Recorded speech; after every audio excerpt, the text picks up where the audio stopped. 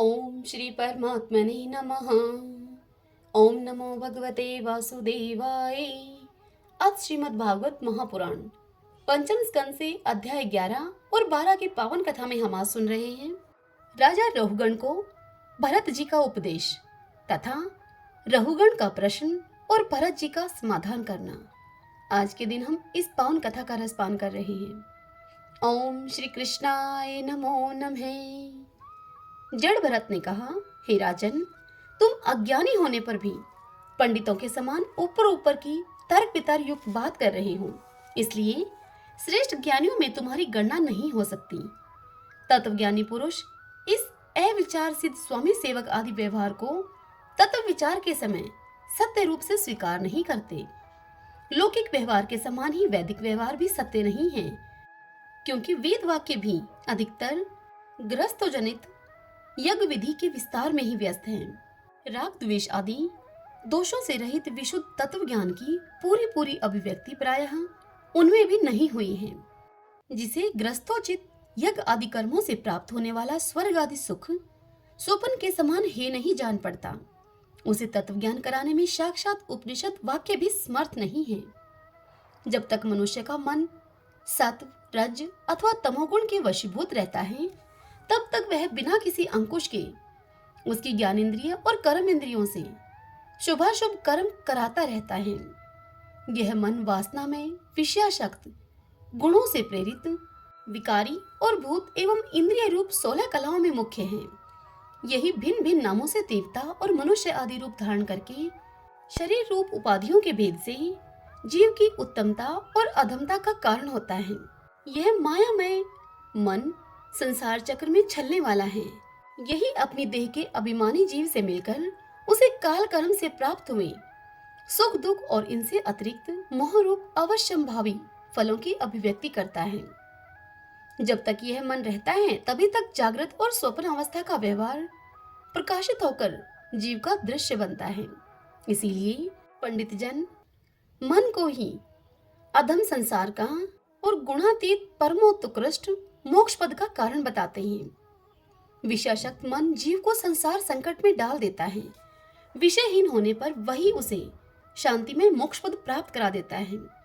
जिस प्रकार घी से भीगी हुई बत्ती को खाने वाले दीपक से तो धुएं वाली शिखा निकलती रहती है, और जब घी समाप्त हो जाता है तब वह अपने कारण अग्नि तत्व में लीन हो जाता है। उसी प्रकार विषय और कर्मों में आसक्त हुआ मन तरह तरह की वृत्तियों का आश्रय लिए हुए रहता है, और इनसे मुक्त होने पर वह अपने तत्व में लीन हो जाता है।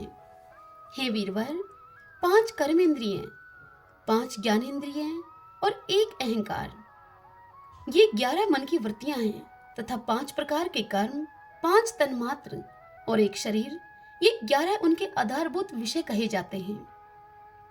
गंध, रूप, स्पर्श, रस और शब्द, ये 5 ज्ञानेंद्रियों के विषय हैं। मलत्याग, संभोग, गमन, भाषण और लेना देना आदि व्यापार, ये 5 कर्मेंद्रियों के विषय हैं।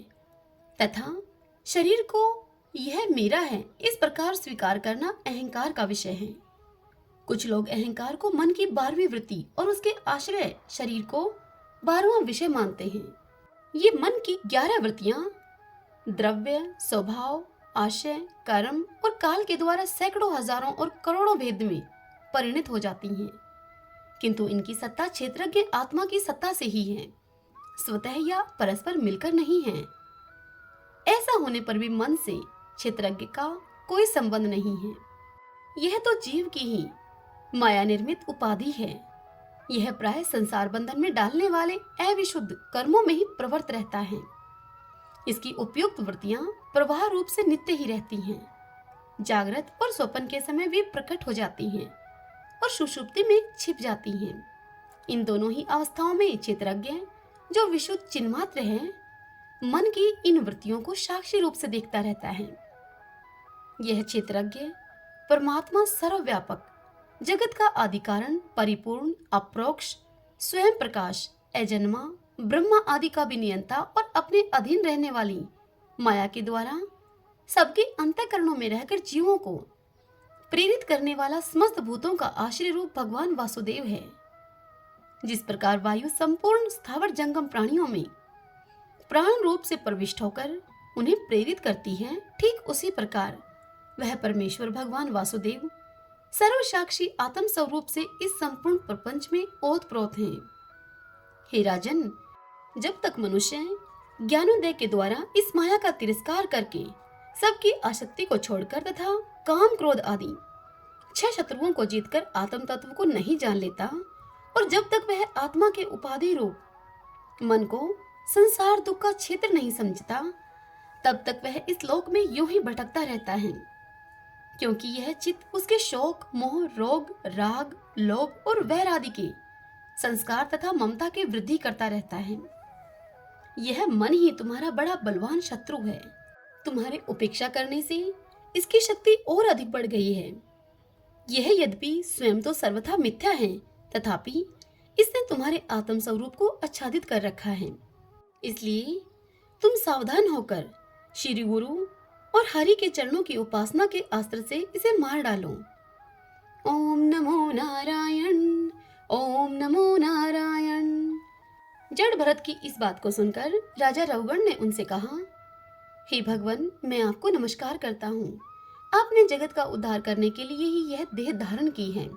हे योगेश्वर, अपने परमानंद में स्वरूप का अनुभव करके आप इस स्थूल शरीर से उदासीन हो गए हैं तथा एक जड़ ब्राह्मण के वेश से अपने नित्य ज्ञान में स्वरूप को जन साधारण की दृष्टि से ओझल किए हुए हैं। मैं आपको बारंबार नमस्कार करता हूँ। हे ब्राह्मण, जिस प्रकार ज्वर से पीड़ित रोगी के लिए मीठी औषधि और धूप से तपे हुए पुरुष के लिए शीतल जल अमृत तुल्य होता है, ठीक उसी प्रकार मेरे लिए, जिसकी विवेक बुद्धि को देह अभिमानी रूप वैशाल्य सर्प ने ढस लिया है, आपके वचन अमृत में औषधि के समान है। हे देव, मैं आपसे अपने संशयों की निवृत्ति तो पीछे करवाऊंगा। पहले तो इस समय आपने जो अध्यात्म योग में उपदेश दिया है, उसी को सरल करके मुझे समझाइए। उसे समझने की मुझे बड़ी उत्कंठा है।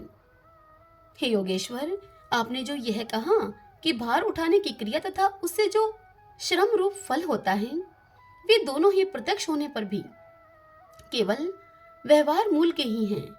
वास्तव में वे सत्य नहीं हैं। ये तत्व विचार के सामने कुछ भी नहीं ठहरते। सो इस विषय में मेरा मन चक्कर खा रहा है। आपके इस कथन का मर्म मेरी समझ में नहीं आ रहा है।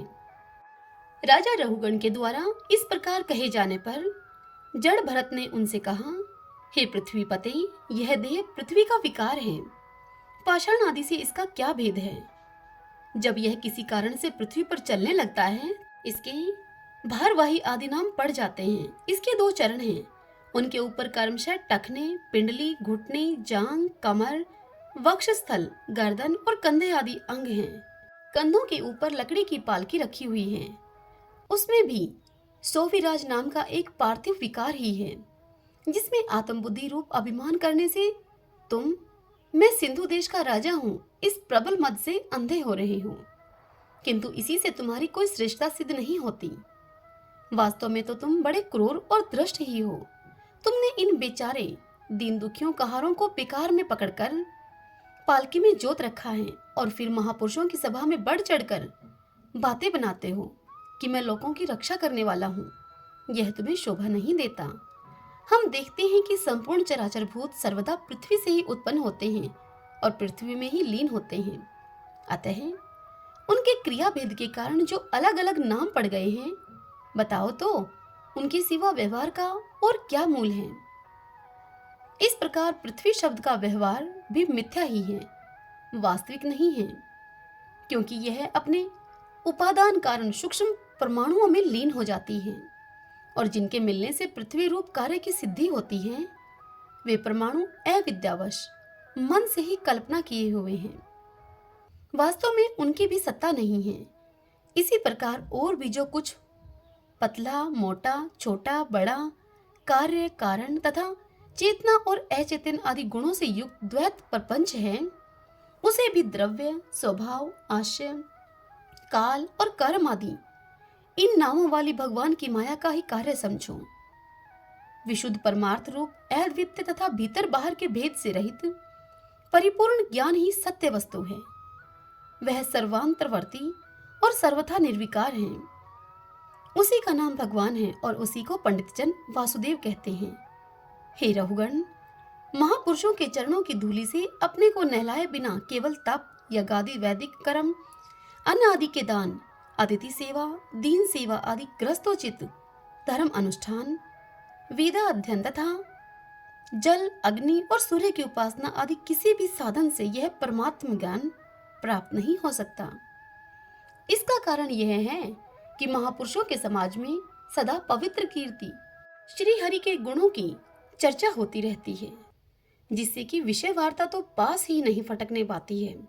और जब भगवत कथा का नित्य प्रति सेवन किया जाता है, तब वह मोक्षकांक्षी पुरुष की शुद्ध बुद्धि को भगवान वासुदेव में लगा देती है।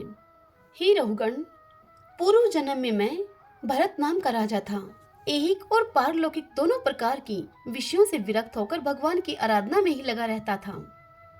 तो भी एक मृग में आसक्ति हो जाने से मुझे परमार्थ से भ्रष्ट होकर अगले जन्म में मृग बनना पड़ा। किंतु भगवान श्री कृष्ण की आराधना के प्रभाव से उस मृग योनि में भी मेरी पूर्व जन्म की स्मृति लुप्त नहीं हुई। इसी से अब मैं जन संसर्ग से डरकर सर्वदा असंग भाव से गुप्त रूप से ही विचरता रहता हूँ।